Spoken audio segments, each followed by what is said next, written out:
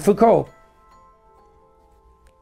had his problems, and in a manner that appears to be quite deeply pathological, in a very, very, very, very dark way. Michel Foucault nació en 1926 en Poitiers, Francia, en el seno de una familia de médicos respetados. Desde niño estuvo rodeado de la idea de que la salud, la enfermedad y el cuerpo humano eran territorios de observación científica. Sin embargo, pronto se convirtió en un joven marcado por tensiones profundas, brillante, inquieto, pero también con tendencias autodestructivas y un carácter que oscilaba entre la lucidez extrema y la oscuridad interior. Su vida personal fue atravesada por episodios de depresión, intentos de suicidio y un constante coqueteo con la frontera entre razón y locura. Ese contraste lo acompañaría hasta el final y terminaría impregnando toda su obra filosófica. Cuando comenzó sus estudios de filosofía en la Sorbona, no era un estudiante convencional. Sus compañeros lo describían como distante, frío, casi inaccesible. Pero en sus cuadernos ya aparecían las obsesiones que definirían su trayectoria. La pregunta por el poder, la marginalidad, la locura, la muerte. Foucault nunca se conformó con leer la historia como una sucesión de ideas abstractas. Él quería indagar en los archivos, en los hospitales, en las prisiones, en los espacios donde la sociedad encierra lo que considera inaceptable. Su filosofía nacería, por lo tanto, no de los salones brillantes de la academia, sino de los sótanos húmedos de la historia. En 1961 publicó Historia de la locura en la época clásica, una obra monumental que lo catapultó a la fama intelectual. Allí denunciaba cómo Occidente, desde el Renacimiento hasta la modernidad, había confinado a los locos, había encerrado la diferencia y había construido manicomios no para curar, sino para silenciar. La locura, que en otras épocas había sido vista como portadora de verdad, como voz poética o incluso divina, se convirtió en un enemigo que debía ser segregado. Para Foucault, esto no era un mero cambio cultural. Era un reflejo de cómo el poder se infiltraba en la medicina, en la ciencia y en la moral. La locura era una construcción social, un espejo de los miedos colectivos, y al mostrarlo, Foucault revelaba algo perturbador, que la razón misma podía ser usada como instrumento de represión. Pero la fascinación de Foucault con la locura no era solo teórica. En su vida personal convivió con episodios de crisis emocionales intensas. Fue hospitalizado en varias ocasiones y algunos testimonios aseguran que sus escritos eran también una forma de exorcizar sus propios demonios. El filósofo que analizaba la frontera entre cordura y delirio no lo hacía desde lejos. Él mismo caminaba en muchos momentos al borde de ese abismo. Por eso su texto no tiene la distancia fría del académico, sino la intensidad febril de quien escribe desde la herida. Sin embargo, la locura fue solo la puerta de entrada. Foucault se convirtió en un explorador de todas las instituciones que pretendían administrar la vida. Si Occidente había inventado el manicomio, también había inventado la prisión, la escuela disciplinaria, el hospital moderno y hasta los registros burocráticos que catalogan cada aspecto de la existencia. Detrás de estas instituciones, Foucault veía un hilo conductor: el poder. No un poder evidente, como el del rey que manda o el soldado que obedece, sino un poder invisible, microscópico, que se infiltra en cada gesto, en cada norma, en cada examen médico, en cada expediente escolar. Era un poder que no necesitaba mostrarse con violencia brutal, porque ya estaba incrustado en la vida cotidiana. Este descubrimiento alcanzó su forma más inquietante en Vigilar y castigar, 1975. Allí mostró cómo las sociedades modernas habían pasado de castigos públicos y sangrientos, ejecuciones, torturas, espectáculos de dolor, a un sistema más sutil, pero igualmente implacable: el control disciplinario. Las prisiones, con sus celdas, rutinas y sistemas de vigilancia, eran apenas la metáfora más clara. En realidad, toda la sociedad se había convertido en una inmensa prisión invisible. Foucault utilizó la figura del panóptico, un diseño de prisión ideado por Jeremy Bentham, en el cual un vigilante central podía observar a todos los prisioneros sin ser visto. Los presos nunca sabían cuándo eran observados, así que terminaban comportándose como si siempre lo fueran. Para Foucault, este era el modelo perfecto del poder moderno. Un poder que controla no porque golpea, sino porque instala la autocensura en el interior de cada individuo. El diagnóstico era aterrador.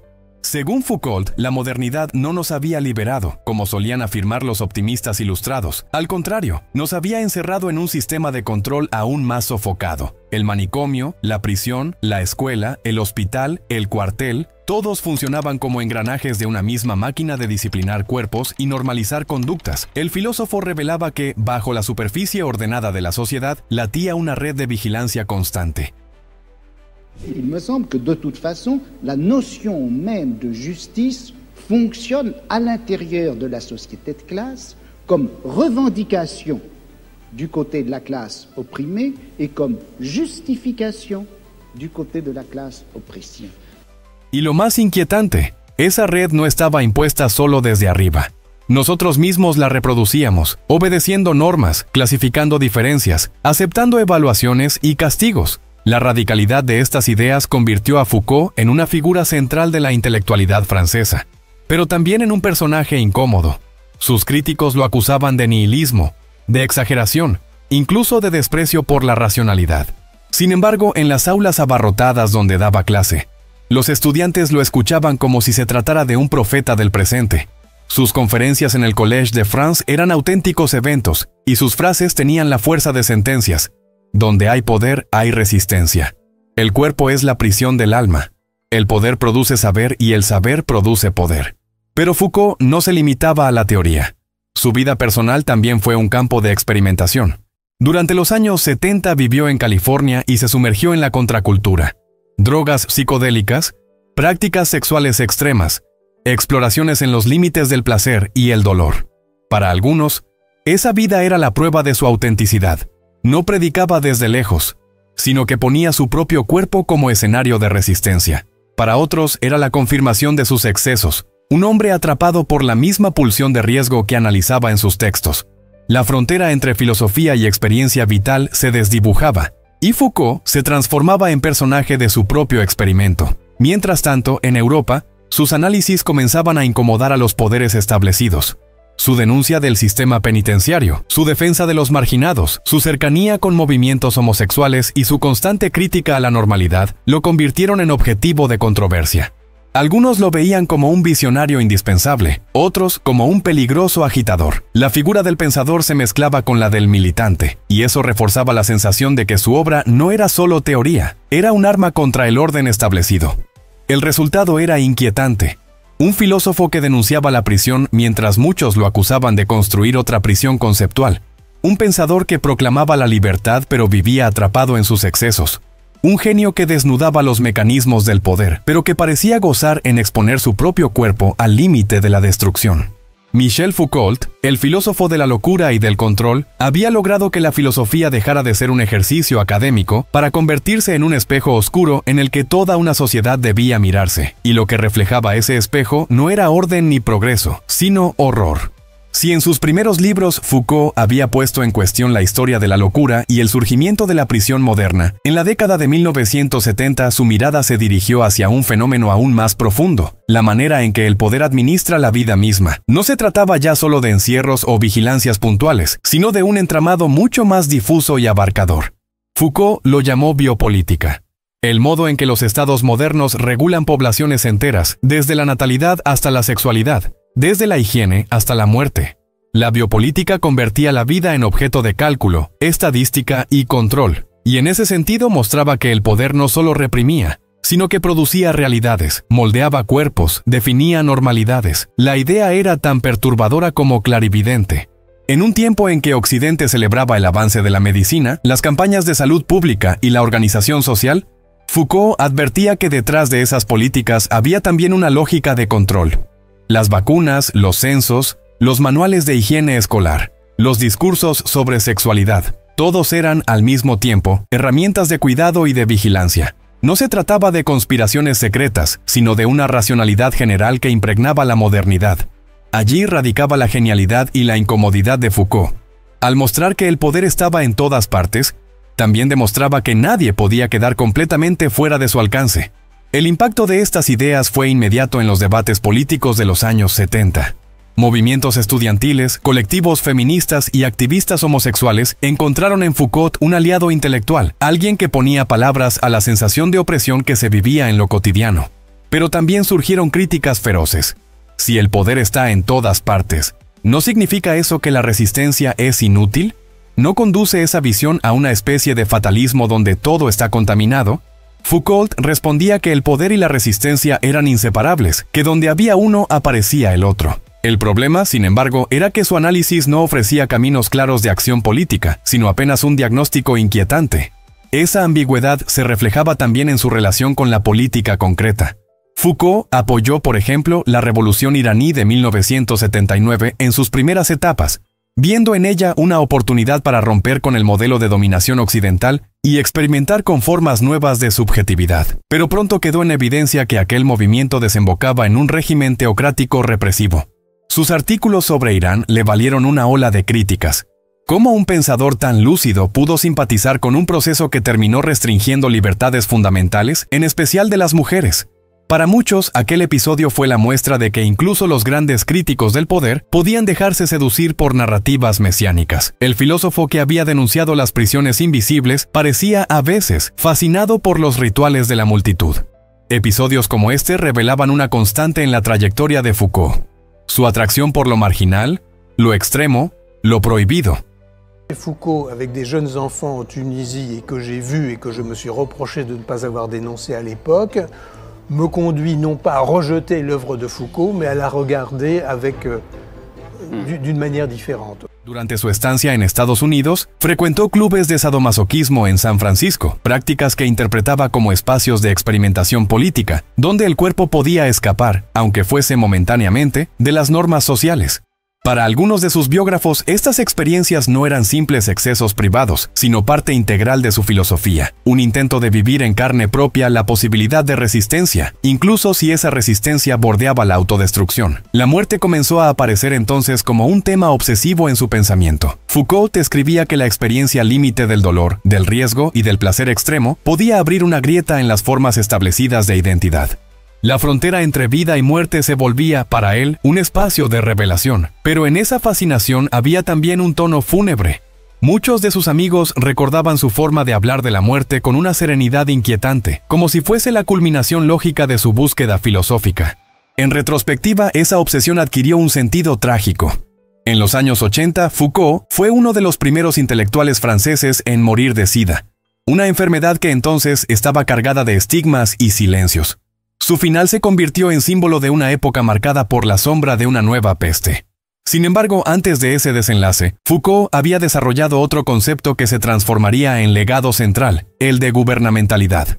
Con esta noción mostraba cómo el poder no se limita al Estado ni a las leyes, sino que se extiende a todas las formas en que los individuos se gobiernan a sí mismos y son gobernados por otros. La gubernamentalidad no es solo represión, es también producción de subjetividades. Las personas aprenden a vigilarse, a controlarse, a ajustarse a estándares de normalidad. De esta manera, la dominación más eficaz no proviene de un dictador visible, sino de la multiplicidad de dispositivos que nos inducen a comportarnos de determinada forma. La religión, la escuela, la psicología, la medicina, los medios de comunicación, todos participan en esta red que fabrica identidades dóciles. Lo perturbador era que, según Foucault, esta maquinaria no necesariamente operaba por maldad consciente, sino por racionalidades internas que parecían hasta benéficas. El hospital que cuida al enfermo también lo clasifica. La escuela que educa también disciplina. La psicología que alivia también normaliza. Todo acto de cuidado tenía un reverso de control. Esa visión derrumbaba la ilusión de que la modernidad estaba destinada a liberar al hombre. Por el contrario, revelaba que la modernidad había inventado formas de sujeción mucho más sutiles, capaces de penetrar en el alma misma de los individuos. Este diagnóstico sombrío se volvió aún más inquietante cuando Foucault analizó la relación entre poder y verdad. En lugar de considerar la verdad como algo universal y objetivo, afirmó que la verdad siempre es producto de relaciones de poder. No existe verdad fuera del poder, porque todo régimen de verdad depende de quién tiene la capacidad de imponer lo que cuenta como verdadero.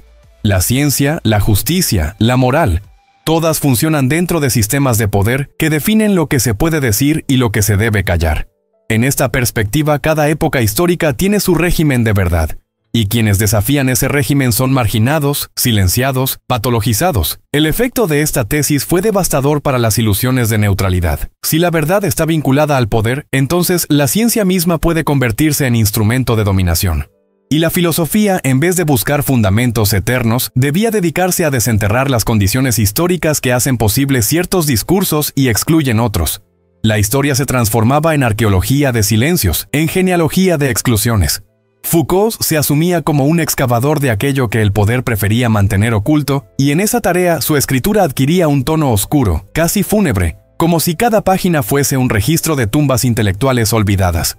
El problema es que esta visión también abrió la puerta a usos ambivalentes. Algunos lectores interpretaron que, si la verdad siempre está vinculada al poder, entonces no existe un criterio para juzgar atrocidades políticas. Los regímenes totalitarios también podían reclamar su propia verdad histórica. Aunque Foucault nunca defendió tales posturas, su relativismo extremo generó sospechas. Una filosofía que denunciaba los horrores de la prisión podía, paradójicamente, ser utilizada para justificar otras formas de dominio. De allí surgió una de las críticas más recurrentes, que Foucault, en su afán por mostrar la omnipresencia del poder, había oscurecido las posibilidades de la justicia. Ese tono clínico no era casual. Foucault estaba obsesionado con los archivos, con las huellas frías y burocráticas del poder. Pasaba semanas enteras en bibliotecas y hospitales revisando expedientes, diagnósticos, registros judiciales. Allí encontraba la evidencia de cómo la sociedad clasifica, etiqueta y encierra. En su famoso análisis de los hospitales del siglo XVIII, mostraba cómo la medicina no solo trataba al enfermo, sino que lo convertía en objeto de observación. Lo reducía a un caso, a un número, a una ficha. Lo mismo ocurría con los prisioneros, con los locos, con los pobres. La modernidad, bajo la máscara del progreso, había erigido un vasto sistema de documentación que transformaba a los individuos en datos. El horror, según Foucault, no estaba en la brutalidad visible, sino en la frialdad meticulosa con que se organizaba la vida. Esa mirada impiedosa le granjeó tanto admiradores como enemigos. Algunos lo consideraban un genio capaz de revelar lo invisible. Otros lo acusaban de pesimismo paralizante.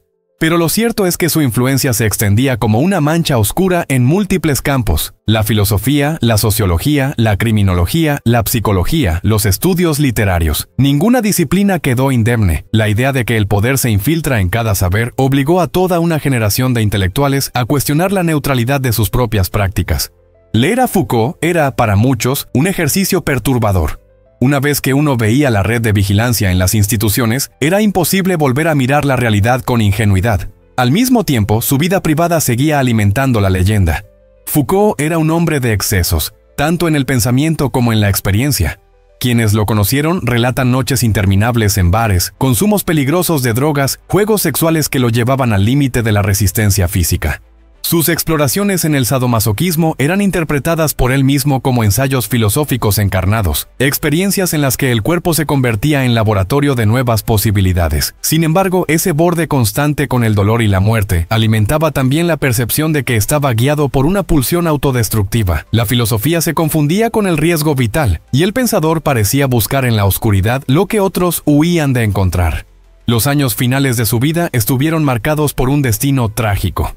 En la década de 1980, cuando la epidemia de SIDA comenzó a extenderse, Foucault fue uno de los primeros intelectuales de renombre en ser golpeado por la enfermedad. En aquel entonces, el SIDA era visto con un estigma feroz, asociado a marginalidad, a culpa, a castigo. Foucault, que había pasado la vida entera escribiendo sobre cómo la sociedad clasifica y segrega, se encontró a sí mismo convertido en objeto de esa nueva clasificación. Sus últimos meses fueron envueltos en silencio, casi como si su propia biografía confirmara sus diagnósticos. La sociedad necesitaba marcar a los cuerpos desviados, señalarlos, vigilarlos incluso en la muerte. La noticia de su enfermedad circuló entre rumores. Él nunca la declaró públicamente, y sus amigos más cercanos guardaron discreción. Murió en 1984 en París, con apenas 57 años. Su partida fue tan abrupta que muchos de sus seguidores quedaron en shock. En cierto modo, la muerte de Foucault simbolizó la entrada de la filosofía contemporánea en una nueva era de incertidumbre. El pensador que había denunciado la represión de la sexualidad murió en medio de una crisis global de salud que transformó el sexo en sinónimo de riesgo mortal. La tragedia biográfica y el análisis filosófico se fusionaban, dejando una estampa casi fúnebre. El filósofo del poder y del control, vencido por un virus invisible. Pero más allá de su final, lo perturbador era cómo sus ideas parecían anticipar el presente. En un mundo que comenzaba a llenarse de cámaras de vigilancia, bases de datos, pasaportes biométricos y controles fronterizos cada vez más estrictos, la noción Foucaultiana del panóptico adquiría un carácter profético. Ya no se trataba de prisiones físicas, sino de un control extendido a cada aspecto de la vida digital. Cada clic, cada compra, cada búsqueda quedaba registrada en sistemas invisibles de observación. El panóptico, que en el siglo XVIII era un proyecto arquitectónico, en el siglo XXI se había convertido en la estructura misma de Internet. Foucault parecía hablar desde la tumba. el poder no duerme, el poder registra. Su visión de la biopolítica también encontraba un eco aterrador en las crisis sanitarias. Las campañas masivas de salud, las cuarentenas, las estadísticas de contagio, los controles fronterizos, todos esos mecanismos podían ser leídos como confirmaciones de lo que él había advertido. La vida convertida en objeto de cálculo estatal, la población transformada en un conjunto de curvas y gráficos. Incluso la decisión sobre quién recibe atención médica y quién no podía verse, bajo su lente, como un ejercicio de poder biopolítico. Así, cada emergencia contemporánea parecía revivir la advertencia oscura de Foucault. La política moderna ya no se contenta con gobernar territorios, sino que pretende gobernar la vida misma. Y sin embargo, Foucault nunca ofreció un refugio claro frente a esas fuerzas. Su filosofía era más un diagnóstico inquietante que un manual de resistencia. Señalaba que donde hay poder hay resistencia. Pero esa resistencia era múltiple, dispersa, sin garantía de victoria. Para algunos, esto era una debilidad de su pensamiento. Para otros, era justamente su fuerza, porque dejaba espacio para luchas locales, improvisadas, heterogéneas. Lo que sí resultaba evidente es que su legado no ofrecía consuelo fácil. Leer a Foucault era como mirar de frente un espejo roto. Uno se veía a sí mismo reflejado en fragmentos, sin unidad, sin certeza, rodeado de sombras. El contraste entre la potencia de sus ideas y las contradicciones de su vida personal acentuaba aún más el aura polémica. Un hombre que denunciaba la represión pero que a veces simpatizaba con movimientos opresivos. Un filósofo que deconstruía la sexualidad pero vivía sus placeres en territorios clandestinos. Un pensador que proclamaba la necesidad de pensar con responsabilidad, pero que jugaba con su propio cuerpo al borde del abismo. Esa tensión es parte de lo que lo convierte en una figura ineludible. Foucault no era un santo ni un héroe. Era un pensador incómodo, capaz de exponer las miserias del poder, pero también de reflejarlas en sus propias elecciones. Al mirar su obra desde hoy, lo que emerge es un retrato siniestro de la modernidad.